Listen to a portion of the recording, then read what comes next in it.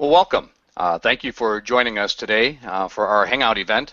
This is the North American Google Hangout on Air as part of the Police Tweet-A-Thon today.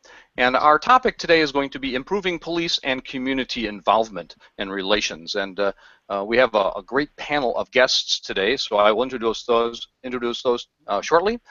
First, my name is Scott Abrams. I am the immediate past chairperson of Crime Stoppers USA and have been involved in law enforcement and Crime Stoppers activities for about 33 years.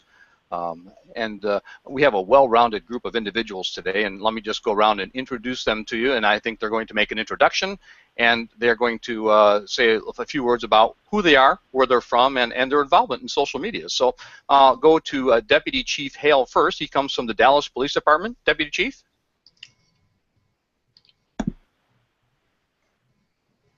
Where'd he go? Oh, there he is. I'm here. The signal broke up a little. I don't know what happened. Okay. All right. Just a little bit about yourself and where you're from. I'm Deputy Chief Vernon Hale, the Dallas Police Department. Did most of my time as a Deputy Chief in patrol and certainly engaged in the community, and now I am over the Narcotics and Vice Division. Great. Thank you. Also joining us today is Chief Joseph Solomon from Methuen, Massachusetts Police Department. He's a Chief of Police there. Chief, could you share a little bit of information about yourself as well? Sure. Good afternoon, Scott and everybody. I'm Joe Solomon. I'm the Police Chief for the city of Methuen. We're 30 miles north of Boston. We sit at the border to New Hampshire. Our department's about 100 officers strong. We're stuck in between 3 major cities, so we see a lot of activity. Our department has been very visible in social media for about 4 years now. I formerly led our community policing and our neighborhood services bureau prior to becoming chief.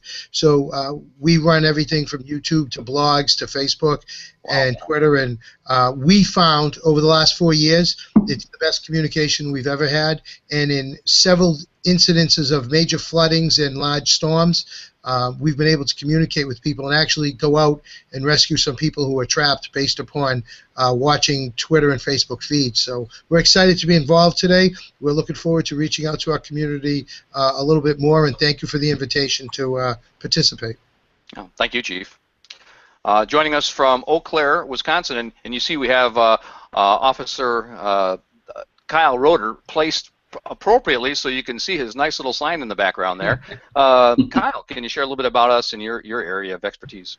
Sure. Well, thanks for having me. I'm Kyle Roeder. I'm the Community Relations Officer here for the Eau Claire Police Department. Eau Claire, Wisconsin is a population of just under 70,000 people. We're in northwestern Wisconsin, about an hour and a half to the east of Minneapolis-St. Paul. Our department's about 100 officers, and when we're fully staffed, we have a university here with about 10,000 population as well.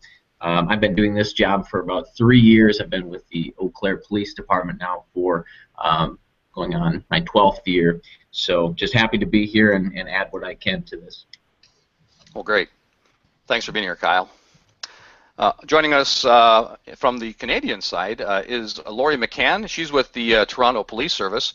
We all know her as the coffee cop. So, Lauri, can you share a little bit about yourself? I'm currently involved and have been for the last 2.5 years in social media with the Toronto Police Service as the coffee cop, because I am an addict to coffee, that is. I don't have one right now, and I need one, but Scott's got one. That's good.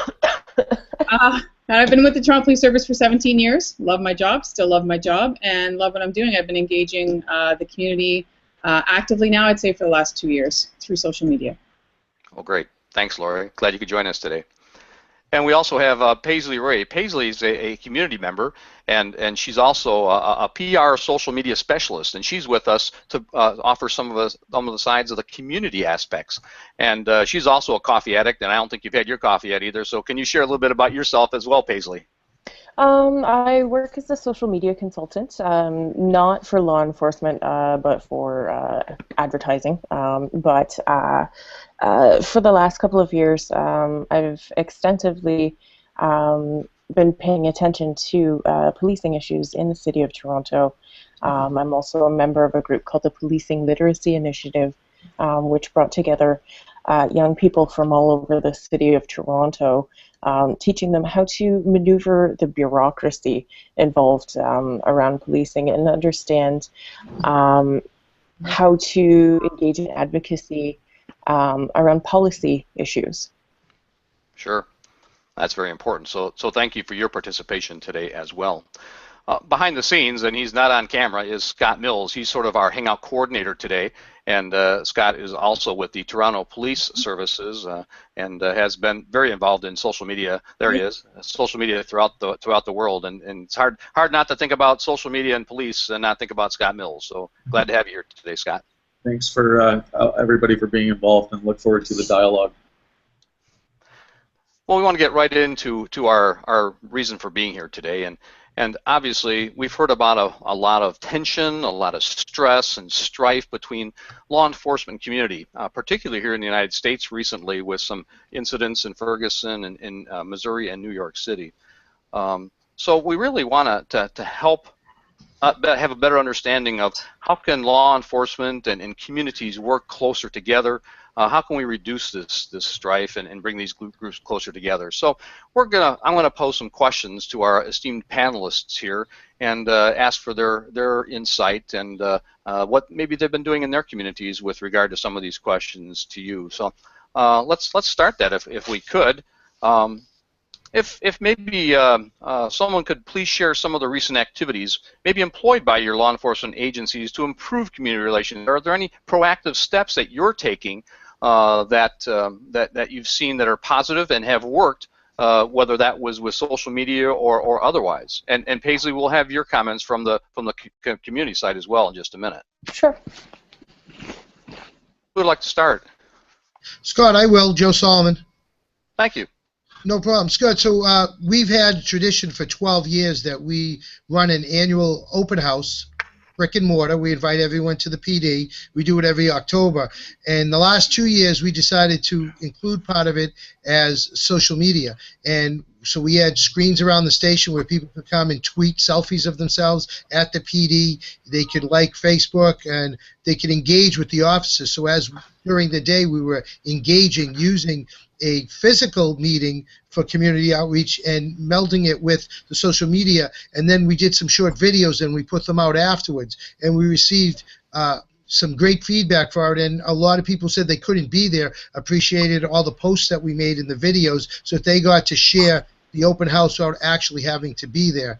And we're looking to do some different things with that again this year, and we found that allowed us to reach hundreds more people than we could have ever met in the 4 hours of our open house. Mm-hmm. Mm-hmm. I'll jump in. So what we've done at our service, we had a few things. We have our big PACER report, which I'm sure you guys probably, Paisley would be familiar with it. But we did an event where we've never done before. We had the chief in a room with about 200 youth, so 150, 200 youth, not a huge deal. But they got to speak to the chief and ask him questions, flat out, and he answered them. Chief did a fantastic job. But what we did is we did the social media side as well. So we had officers there. They did some tweeting. I did the tweeting from the Toronto Police account, and through the analytics from the event after the fact, we actually reached well over 12 million people and had tweets worldwide coming in to our chief and regarding the event. So an hour-long event that had 150 to 200 youth in the room reached over 12 million people, which was fantastic. An event that we've never done before, with the chief basically out there with no prep, no questions. He had no idea what was coming, and he did a fantastic job, and we tweeted the questions along with his answers is what went out from the Toronto Police account.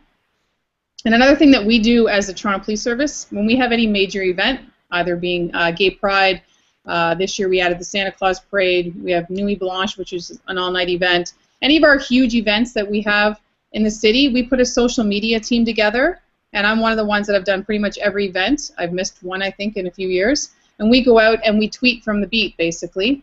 We engage with the community, with the members that are out there at these events. We post pictures, we do selfies with them, and just engage. And it's a great way to show the community that we are out there and we're part of this big city.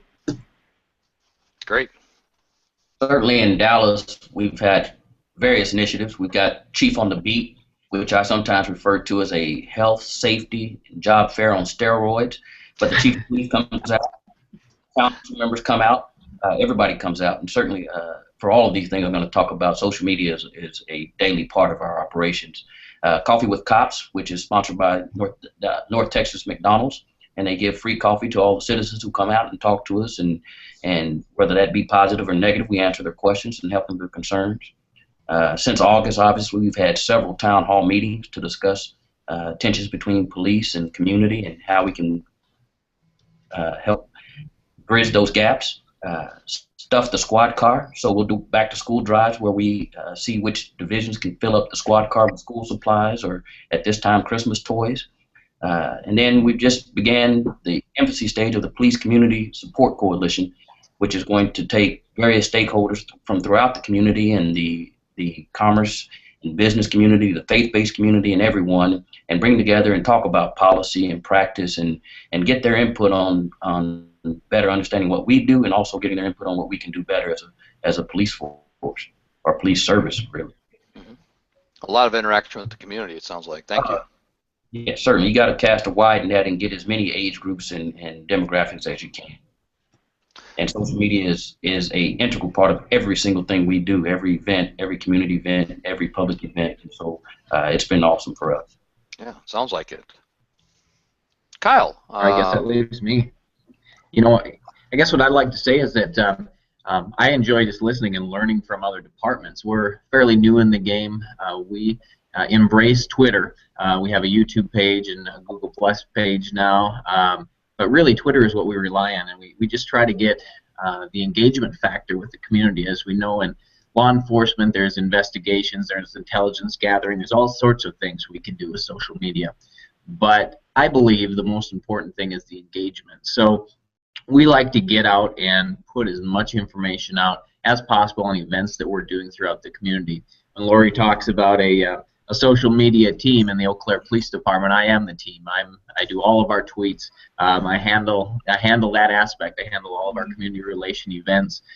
So we really just are trying to establish a broader base within our community, and we've gotten some good buy-in. You know, I like one of my favorite tweets to us in the past was a tweet that said, you know, hey, have you seen the Eau Claire PD Twitter account? It's pretty cool for a government account. So, you know, I take that as a positive.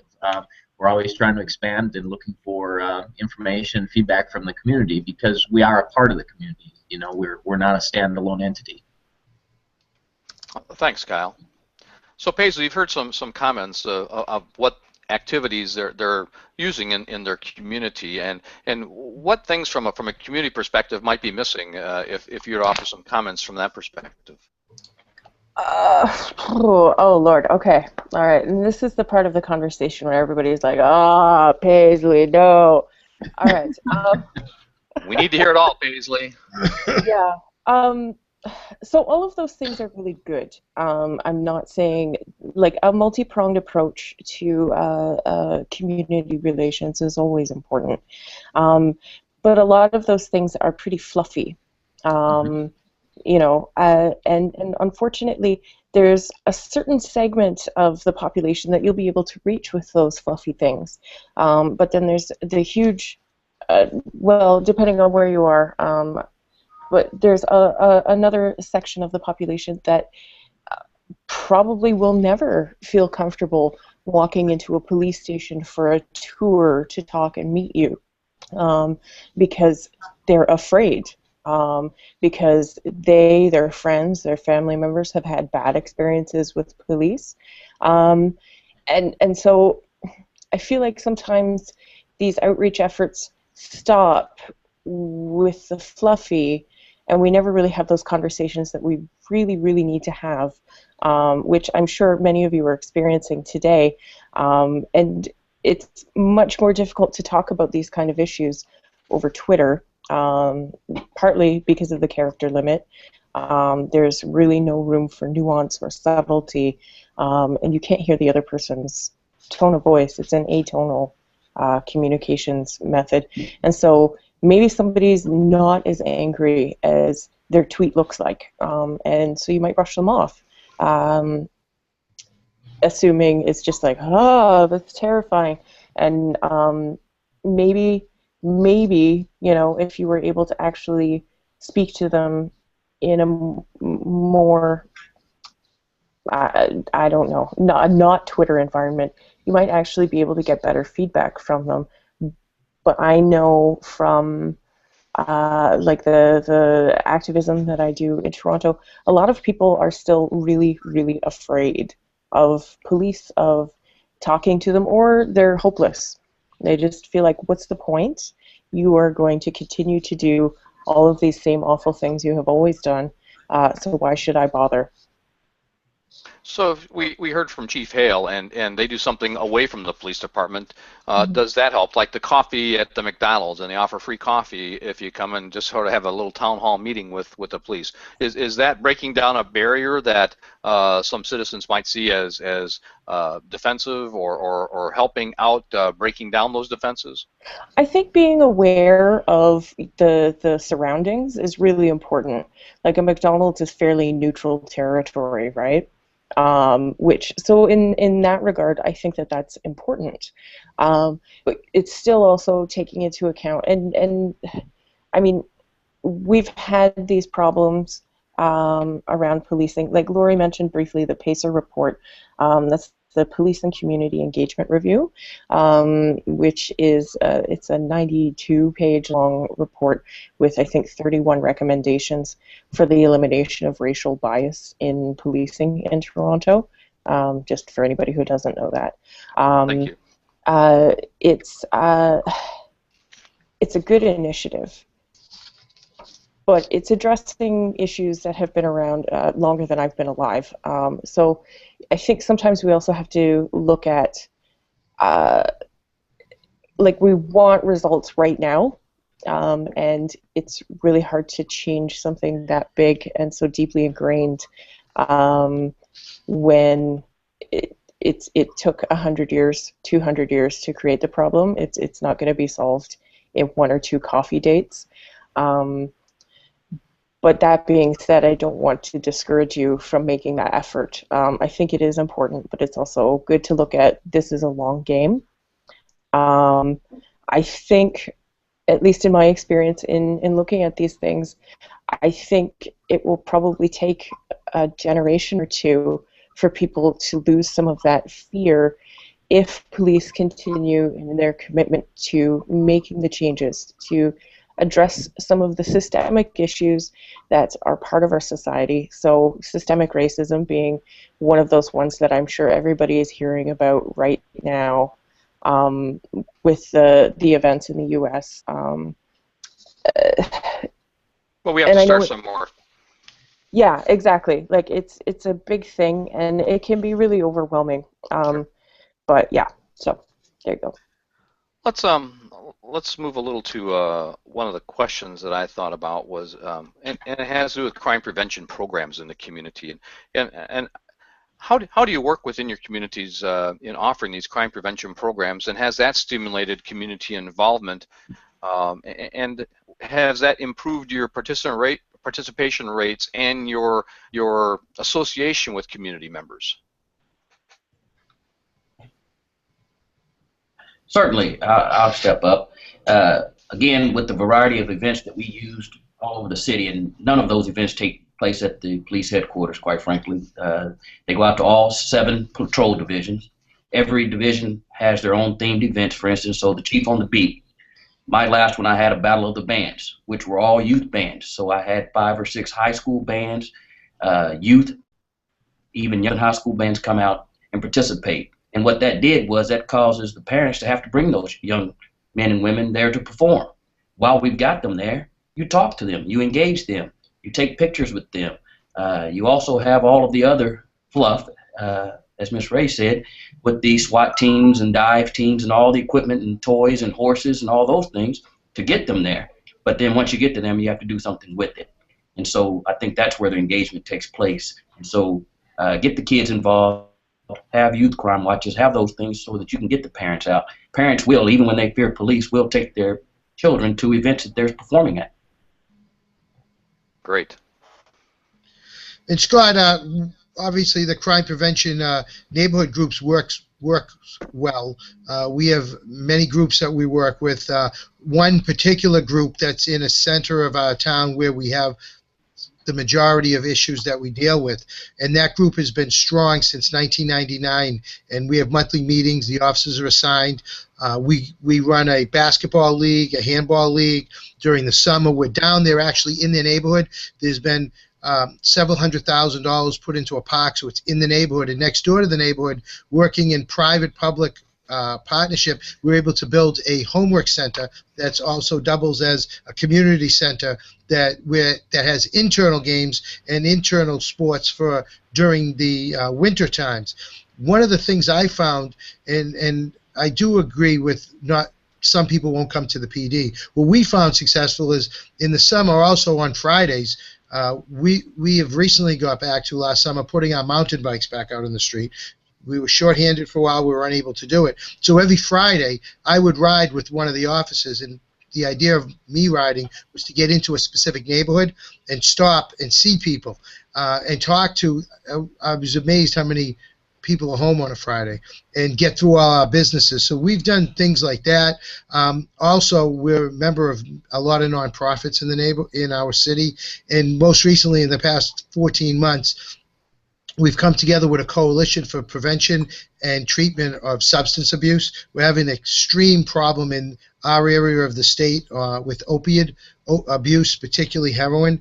So we've been out in fact, I was there last night at one of the community meetings, which involves current addicts in recovery, people looking for just education so they can prevent a problem with their family, parents, and then government officials. And that group has really taken off, and it's taken us into a different realm where I could actually sit there with a group of people who are actively using or are in recovery, and we've learned a lot from them about what our shortfalls are out of the street, and we've made a major move in the last 14 months to, rather charging you for possession of heroin or an opioid, is that we're trying to get you into a hospital and get you into treatment. So that type of community engagement has worked well, and what we found out is building that coalition with that group has helped bolster our reputation where people are willing to come forward to us. So I think what Ms. Ray said was absolutely true, and sometimes we forget to talk about all the things we do outside of the brick and mortar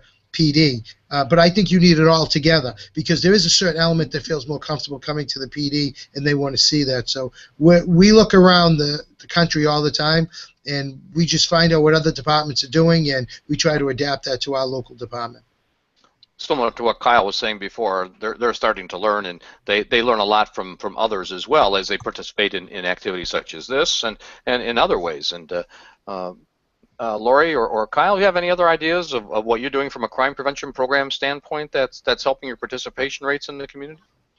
I guess I think for us is the chief touched on. He says, getting out on bike patrol, that direct connection with the community. Not driving around with your windows up in your squad car.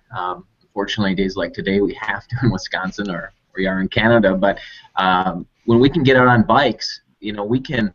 It's a whole different perspective. People, I think, around here at least, feel more comfortable coming up to our officers. Maybe it's the nice shorts that they're wearing instead of the uniform that they typically wear. But it brings us closer to the community. The problem is that, and not to make excuses, but we had to really disband our bike patrol for a while because of staffing issues, and we run into that. We run into issues with just having enough officers to take the calls at hand. We're community policing, a problem-oriented policing department, but when we're not able to have the staffing to get the officers out to cover the calls, it's very difficult for us to do the other things that we want to do proactively in the community. Yeah, sure. I'll jump in. Same with what Kyle was saying. We have our bike officers that are usually more so on our downtown core, I'm going to say, are year-round. Snow or not, obviously if the weather's really bad, they won't go out on a bike. That's common sense. But if the roads are clear, they do ride all year round. They get their equipment. They get the stuff to wear when it's -40 out. And they're out there riding the bikes, engaging the community. Another thing that we have, which is great in all of our divisions, is we have neighborhood officers. These neighborhood officers are all on social media. They're equipped with a cell phone, so they have their work phone, and they're following the rules that way. But they're out and they're in their neighborhoods, so they're assigned certain neighborhoods, and it's only those officers. So the store owners, the community members, and everyone else get to know these 4 officers that work in those certain neighborhoods, and that's their only job, is to go in and try and prevent the crime before it happens and engage with all these members of their neighborhood. And it's worked out really well so far. And not directly related to it, Paisley, because you're not, like you said, not in law enforcement, but have you seen these types of crime prevention programs assimilate well in your community, and is that reaching out the appropriate way that you see those happening? Okay, so the neighborhood I live in Toronto is called Parkdale. It's a pretty mixed neighborhood. And so we have a couple of community officers. Like, I'm on the executive of the Residents Association. So when Lauri was talking about the neighborhood officers, like, we're very familiar with them. And it's helpful to have a couple of people that are consistently the ones that you can reach out to. However, it can be a little bit, how do I put this? So it's sort of like, those are the nice guys, and they're obviously very carefully picked, but it doesn't provide an avenue to address officers who work in my neighborhood as well, who are sometimes the ones creating some of the problems. Okay. Mm-hmm. So we still need to look out, and obviously we're just scratching the surface here. How do we reach out to our community members, and that was going to lead in really well to my next question, because we talked a little bit about, and Chief Hale Deputy Chief Hale's talked about this a little bit with how does he reach out to the communities and town hall meetings, and they have their coffee clutches in Dallas. But are there other ways our law enforcement agencies on the call today engaged in town hall meetings? Are you soliciting ideas from your community members and asking for their input? And if so, how are you doing that? And what tangible results have you seen from those? Yeah. Anybody had town hall meetings? I know Chief Hale talks about having his coffee clutches. Anybody else doing that type of activity within their communities? We did joint town hall meetings with the DA's office, the Sheriff's Department, our Chief of Police, the faith-based communities. Out at neutral sites, we had several of them, typically at faith-based sites. And the tangible, I would say the most tangible asset we've seen is the lack of violent protests so far in our city. With the hundreds of protests we've had since August, we haven't had what we've seen on national TV yet. And so I think that's part of the tangible piece is the fact that we simply have those dialogues and can talk to these folks, and that they can pull me to the side or the chief of police to the side after a meeting and talk further. And so you can't have a community without communication. That's the bottom line. And Sure. So in order to do that, you have to have those dialogues. And so I would say that was our tangibility. Well, and I think that, sorry to interject, but I think that this is part of the really important piece, Deputy Chief Hale, is that you have pre-existing relationships with these leaders in your community before the problem comes up, as opposed to, oh my God, everything's on fire, who do I talk to? You know, like, that's a little bit late at that point. So I think that those sort of preemptive is not the right word, but that outreach and maintaining those strong relationships is how you end up having better experiences when there is tension. Yes. You know, Ms. Ray and the Deputy Chief bring up important points, and I think that's where, at least in our community, we're lucky. Our relationships in the neighborhood were not very good in 1995, and we had some protests, and that caused us to look inside and decide what to do. And since 1995, we changed the way we did our policing, and it was a 4-year process. By 1999, we had to rethink how we were doing things, and I think building those relationships, which we have with our faith bases, all different types of faith, with our schools and with our neighborhoods. And when I guess we could call it a town meeting type, but ours are always smaller. Ours are in a neighborhood group in someone's house or in the church meeting hall or in a local school, and we're meeting with individuals just in that group, in that neighborhood, in that area. So we do our meetings more on a smaller scale, but those are great points, because incidents that we've had in our city in the past 2 years would have had a much different outcome, and I think would have had a different feeling if we did not have built those relationships. But from 95 to 99, building those relationships, I got to tell you, was a very difficult time, because there was a section of our community that really did not want to talk to us. They didn't trust us. We were only there to hurt them. And today, when we go down there, and we have some pride about that. When we're working on a grant and we want neighborhood input, that's the first community we go to, because they know us the best, because we're there most of the time. And that's a great point. It does take sometimes years to build those relationships, and luckily at this point now, we're reaping the benefit of all those years of hard work. Yeah. Great. Some great ideas there. Any other thoughts before we move on to our next question?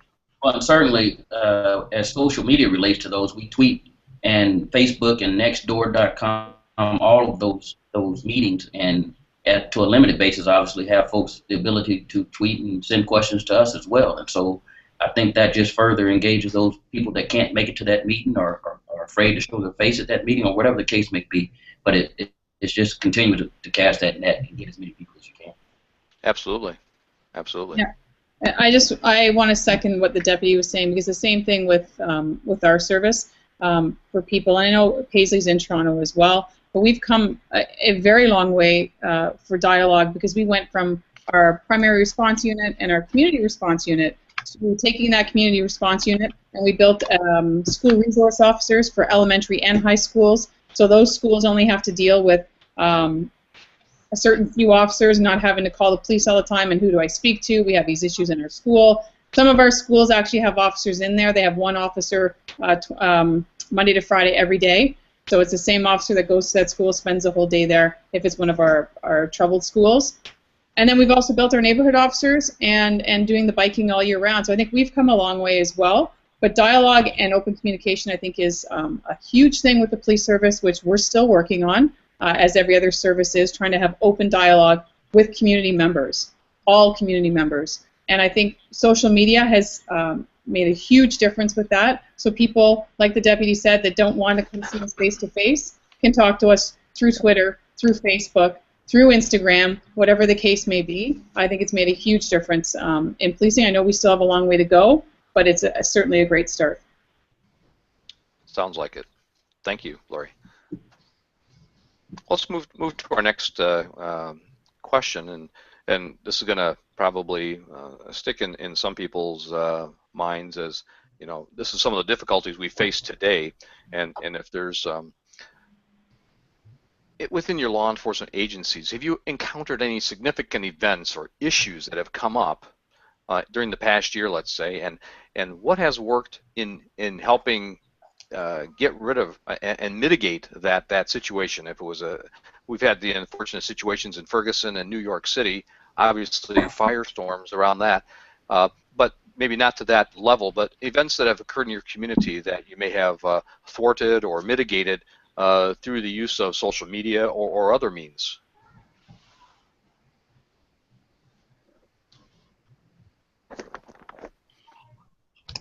Anyone? Anybody's encountered anything? Certainly. It goes back to once again, I believe the community feeling like they have a voice, being able to dialogue and have that two-way communication.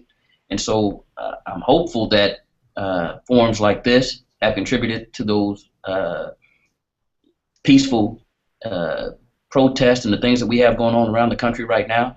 We continue to talk. We use social media to talk and engage one another. We use those meetings and all the things we've talked about, and I feel like as long as people have a voice, and social media being one of those tools, one of those mechanisms by which they can express their views and concerns, and we can't run from those.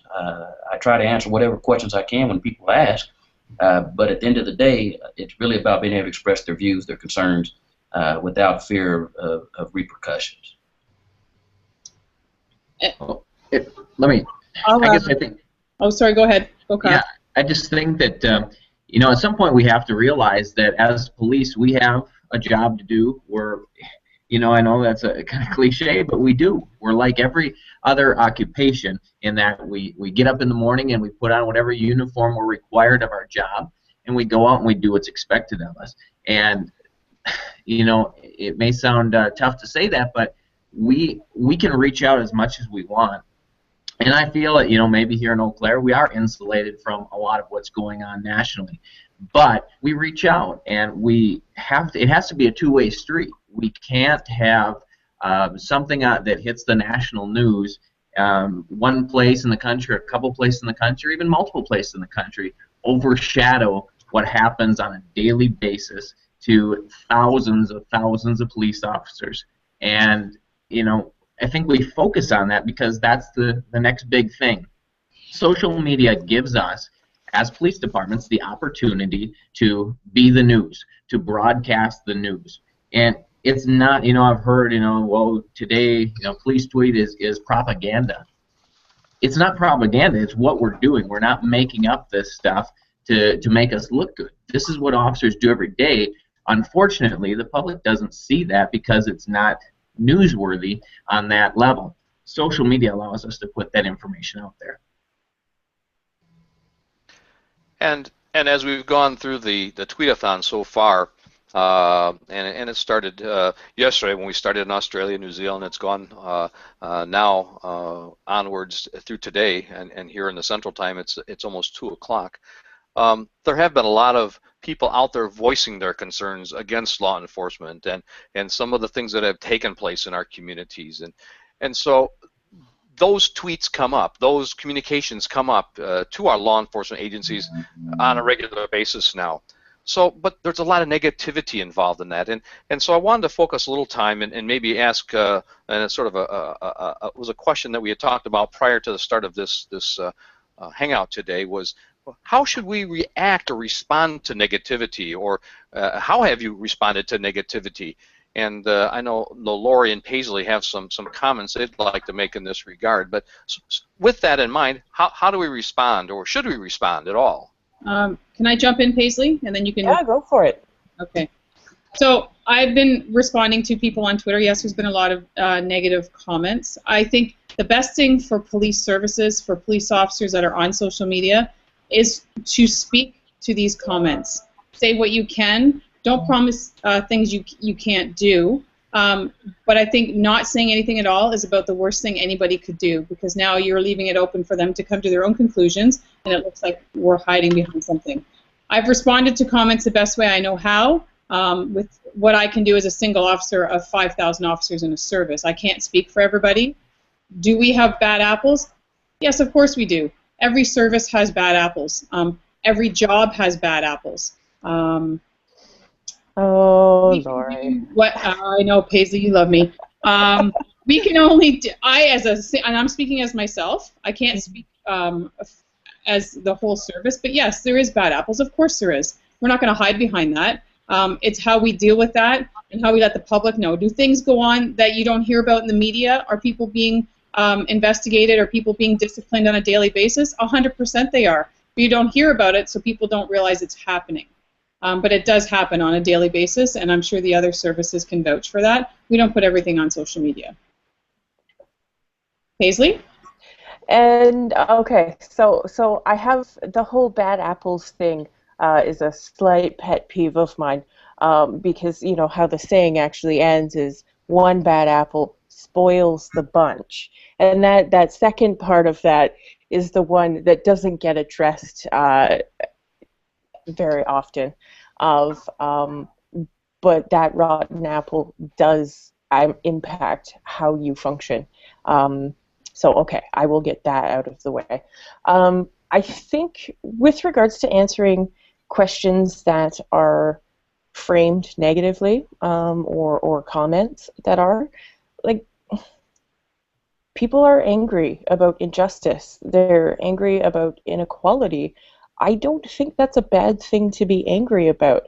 It sucks if you're on the other end of it and you have to answer questions about it, but maybe just try listening to what they're trying to say to you, like read between the lines a little bit through the anger, and ask, like, okay, so what, like, ask them rather than getting defensive, which is sometimes something I see. Rather than getting defensive, I think one of the most important things to ask people is put the burden back on them and say, well, what do you want to see? Like, be specific. Tell me, what do you want to see from me, from people like me?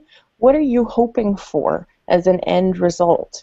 And I think that if you can manage to get somebody into that space where they're thinking about what they want as opposed to what they don't want, is a way, that's when you start getting really good information, and you can change the tone of the conversation a bit, obviously, because you're listening to them and maybe validating some of the things that they're saying. And I think that those are conversations that have the best kind of impact. But it's easy to just see, oh my God, this person is swearing a lot. I didn't know you could fit that many swears into one tweet, and they're really angry at me. As opposed to, there is another person on the other end of a handheld device, and maybe they're not able to articulate that rage and pain in a way that's palatable or easy to take. But, neither is systemic racism or other issues of inequality. So, like, maybe have a little bit of patience. And I think that it's okay to say as well that, I don't know what the answer is to that. That's a big problem. I think it's okay to say, like, I'm working on it. What do you think? Paisley, can you maybe give us some insight as to what they want? What I've heard from tweets this week is they want good cops to call out bad cops, and and I get that. As police officers, it's not our job. We represent an agency. We represent a government entity. Whether people are like that or not, we do. And as an individual, I don't think any good police officer wants to see on the news that an officer has done something that they shouldn't do, that an officer's been arrested. But like for my agency, I can't speak out as the community relations officer for the Eau Claire Police Department and judge what happened in New York or judge what happened in Ferguson or anywhere across the country or the world. We have to be the voice of who our department is, and we have to stand up for that. We're not allowed to have the same public voice that everybody on the other side has, that they can say whatever they want to say. So what do they want us to say as a police department? How, as a police officer in Eau Claire, Wisconsin, and northwestern Wisconsin, do I make right for everything that a bad officer has done across the country? Yeah, I think that, so this is like some of the tension that has been arising out of social media conversations. We're speaking to each other as individuals, but trying to address huge systemic issues. And as individuals, like you, me, Vernon, Joe, Lauri, Scott, none of us, like, I don't have the power on my own to make all of the change that needs to be done. I just don't. And neither do you. However, you're representing an organization and a system that, like, you're one of the voices. So it can be really frustrating. So I think it's really important to remind people that, like, yes, you are a human being, and I think it's okay to clarify, like, hey, I'm tweeting from my work account. There are just some things I can't say. I hope you can understand that. And like, I don't want you to get fired. That's obviously not a productive way to have a conversation. But as much as you're able to, and maybe this is something that you need to go back and have a conversation with the people who set your social media policy, or sort of the people that you answer to, and say, look, people are trying to have this conversation with me, and I don't know how to respond. Here's what I want to say. Here's what they're telling me they hope I'll say. And here is where I'm sort of banging against the regulations when that happens. And I think that it is totally fair when members of the public are saying, like, yes, we do need you to turn to your brothers and sisters in blue when they're behaving in a sexist or racist or homophobic way. Like, I expect you to speak up. I do. So, Because it's not okay. And so I think that's a fair thing for people to ask. So maybe you need to talk to your supervisors and say, like, how do we explain better why we do what we do and how we're held accountable on a personal level? Because so okay, I was yeah. going to say, let me impose on chief and deputy chief, because we have some chiefs with us, of their feedback to that, because obviously they're the ones providing the direction to their social media people within their departments, and how they've addressed some negativity as well. Perhaps if you could share. Sure, I'd like to, Scott. And about a year ago, we had an incident where our sites, Facebook and Twitter, were almost shut down. They were so overwhelmed because of an arrest that happened in the city. And it was a Second Amendment issue. And unfortunately, one of the frustrations, Paisley, was, and I think Kyle touched on it, we couldn't speak to the actual facts of the case, but it got out through the media. So we couldn't say what was the bigger part of the case because of something that was ongoing. So what ended up happening is, as the posts came in, I decided, because I didn't want to put anyone else in the middle of that, I took on the negative posts. And I think what you said initially, the frustration was unbelievable.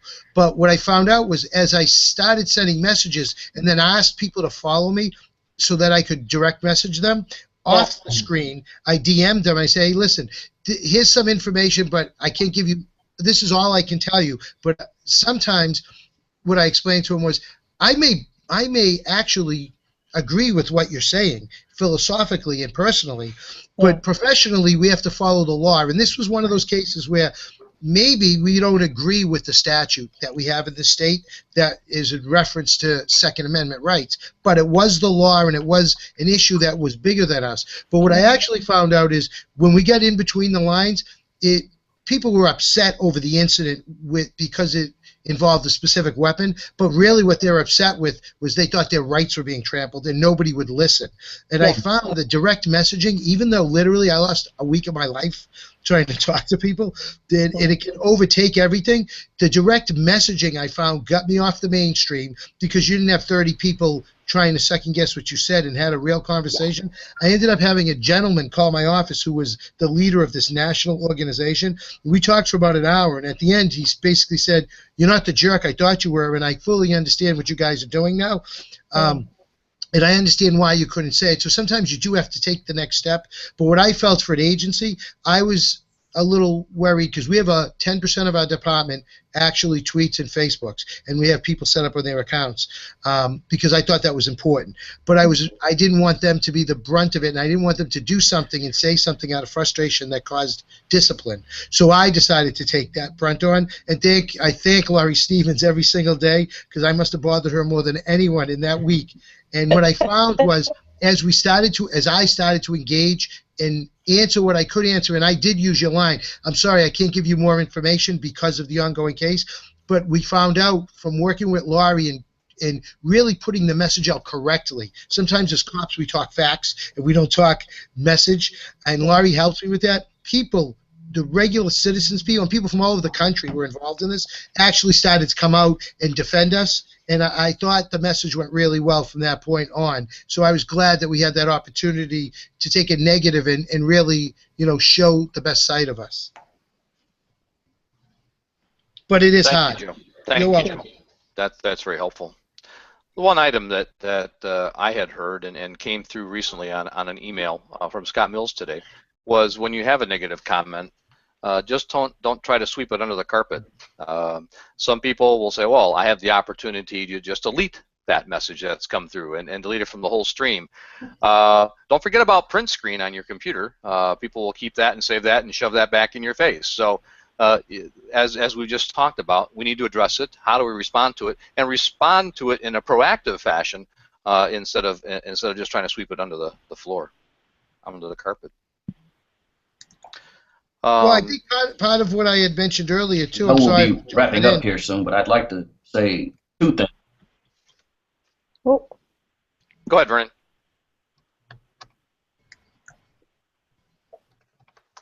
I think Vernon might be. Two things. One, like one of our chief always says, we are the most visible. Can you hear me?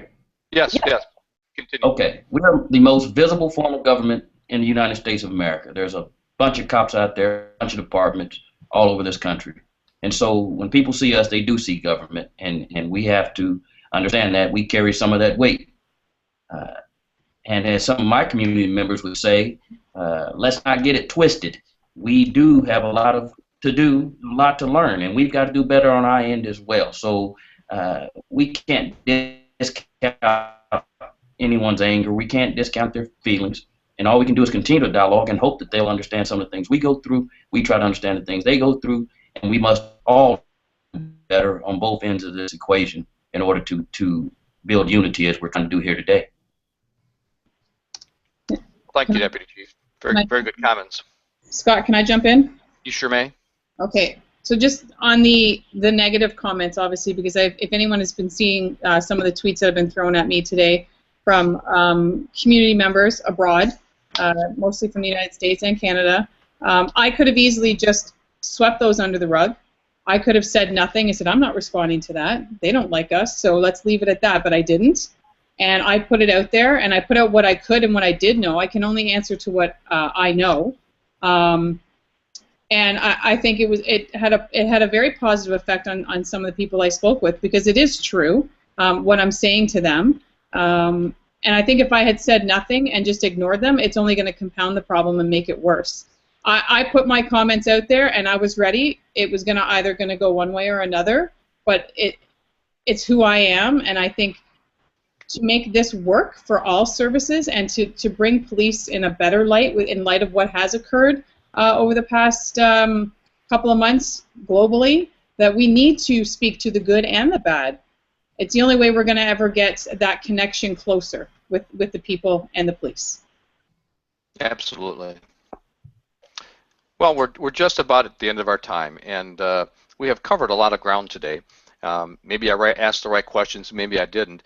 I'll give everyone an opportunity to share one or two comments that maybe I didn't ask the right question and you wanted to share with the group today. So let me just open it up for input from anybody on how we're improving police and community relations from your perspective that maybe we didn't cover yet today. And I'll start with Chief Vernon. I'll say that for me personally, the social media aspect has helped those in the community understand that I'm a human. So when I shout out to my Cowboys Nation and those folks that also follow me on Twitter that have nothing to do with the Dallas Police Department, they also find out that he's a human. He has things that he enjoys outside of the police department, but that also helps them open that dialogue when they can send me those direct messages that you all never see and ask me particular questions or send me direct emails and phone calls, and we can dialogue. But all of those things and opening up some of your private life, like me being a heck of a Cowboys fan, has helped. And so I think showing your human side as well as your police side is extremely important to bridging that gap. Absolutely. Hear, hear. Thank you. Chief Joe? Well, I want to just jump right on what Vernon had just said, because I think being the chief, I don't understand my whole career why people are afraid of police. And I noticed that there was even a bigger distance once I became chief, and I found that I was a little nervous about having a police chief's Facebook page, but what I found out from it was from some of the normal everyday life things, a picture of the ocean, being out walking in the snow, taking my dogs for a run. Those posts initially, people in law enforcement said, you really shouldn't be putting those on your Facebook. But it was interesting for what the deputy chief just said. I started getting direct messages and instant messages and emails from people who were thankful that I was a normal person and I was approachable. So I think it does give the other side of us, and I think when you get into high-ranking police positions, you're even further distance, even from your own people. And what I found from even my own officers, that it's really opened the door more, where I'll get messages from my officers on a direct message on Twitter or a messenger message on Facebook that they would not normally deliver to me at work. So I think all around it's helped show the human side, and I'm glad the deputy chief brought that up, because that was something important that I wanted to talk about. Very good. And I'm going to third that one, because that was the second. And again, I'm only one person, and we can do one thing at a time, and I can't expect everyone to be like me as a police officer. But, you know, there's people that I have met and dealt with that couldn't walk by a police officer without giving us the finger and telling us to F off. And Paisley knows what I'm talking about, not her personally, but she knows. That's not me, but yeah. Yeah.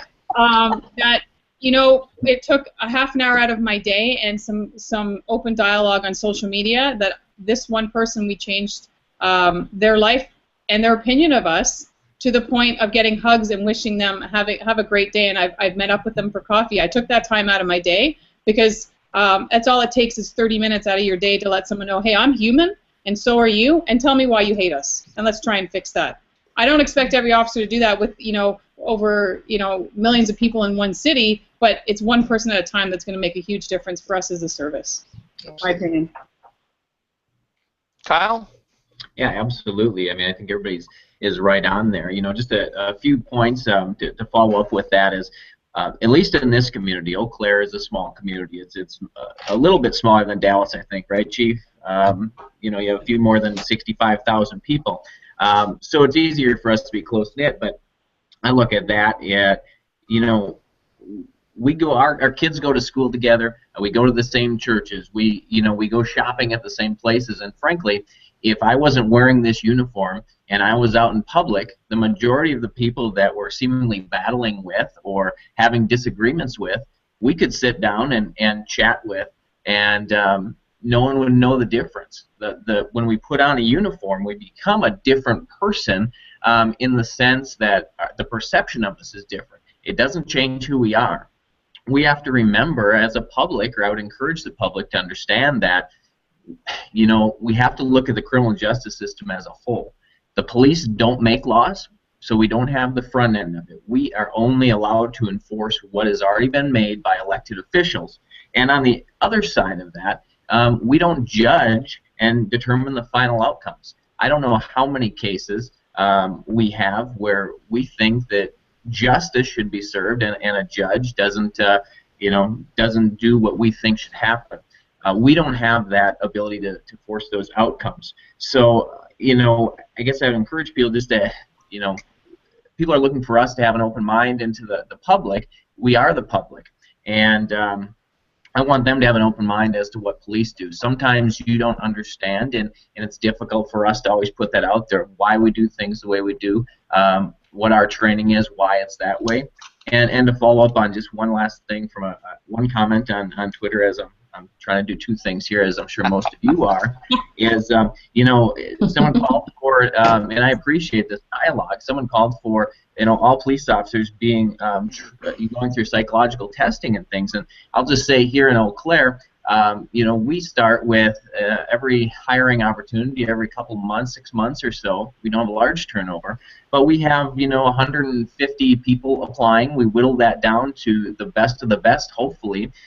We go through multiple interviews. We go through a written test, a physical test, a drug test, a background investigation, a psychological examination. We go through a polygraph, a lie detector test. So we do try to screen our officers so that we get the best of the best. Unfortunately, there are going to be cases where, as humans, we do make mistakes. We're not trying to cover that up here. Other departments may. Hopefully that's not the case, but, you know, hopefully we can bridge this gap. Thanks, Kyle.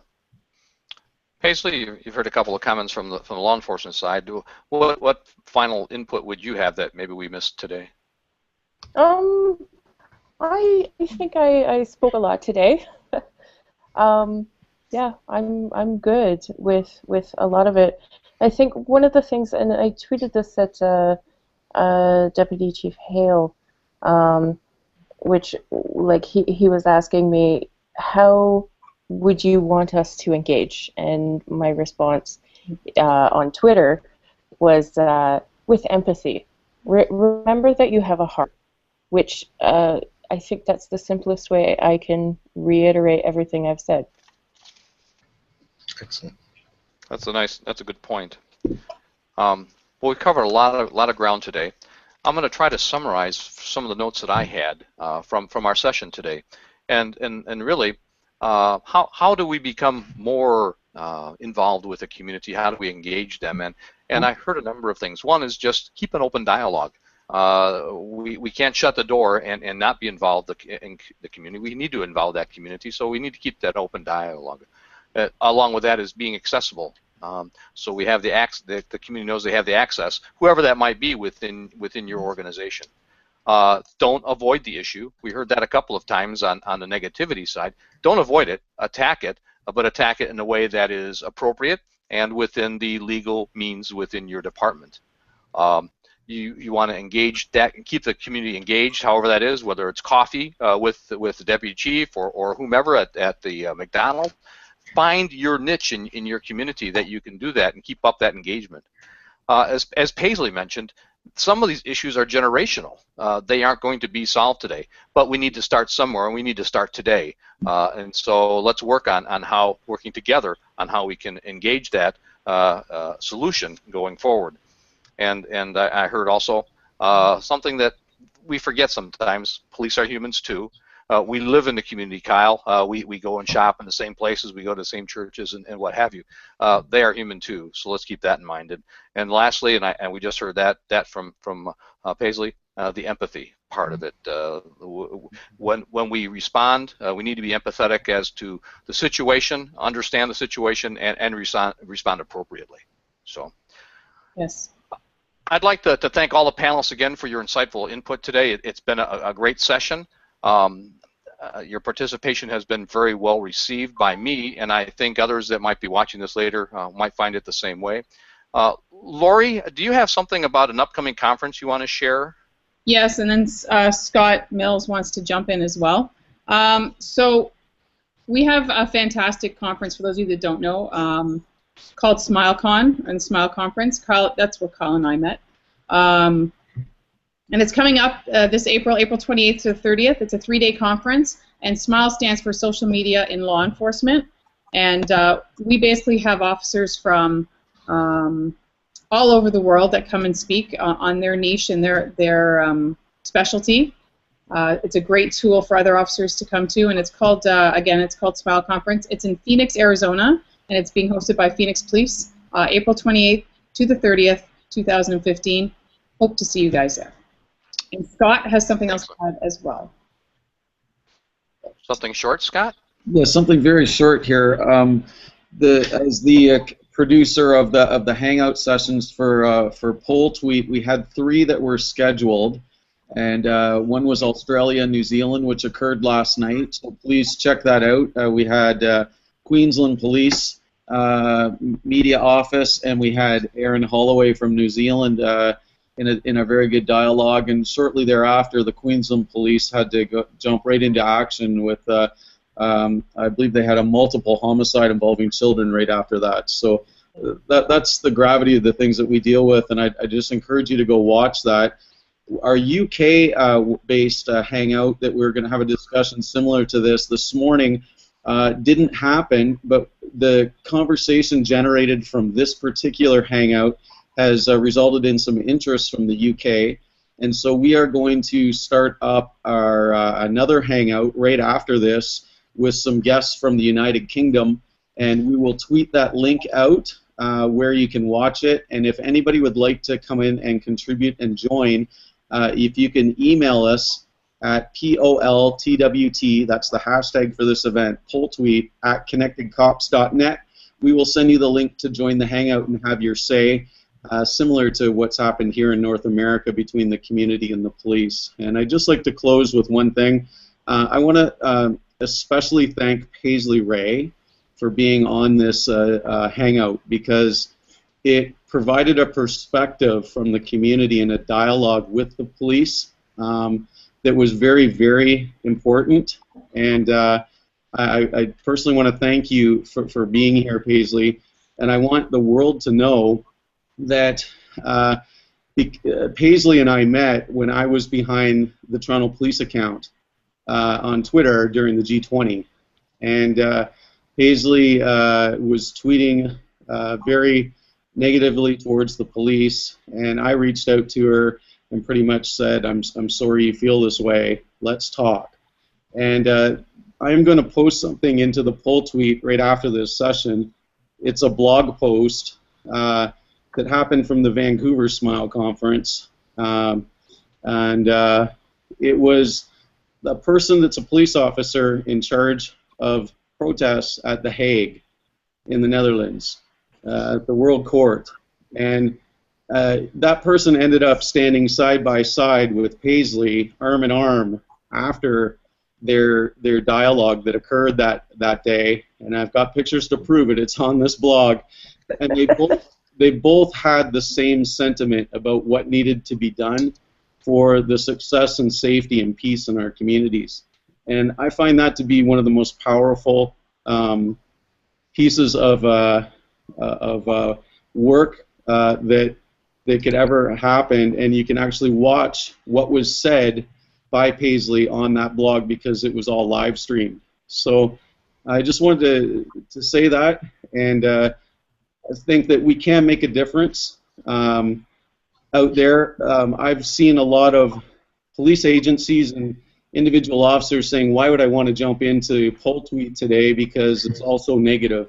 But I think there's proof in the pudding from this conversation that just happened here that by talking together with each other, we can definitely move forward and make some good strides, and we should never give up to make that happen. So thank you very much. Thanks, Scott.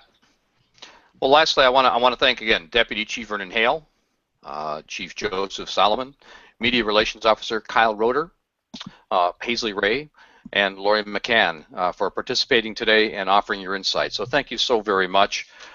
This event will be on YouTube immediately following this event if you want to see it once again or get some points from it. And I want to thank everyone and have a great holiday season. Thanks, everybody. Thank you. Thank you. Have a good day. Bye, everyone. Bye-bye. Bye. Thank you, Ms. Ray.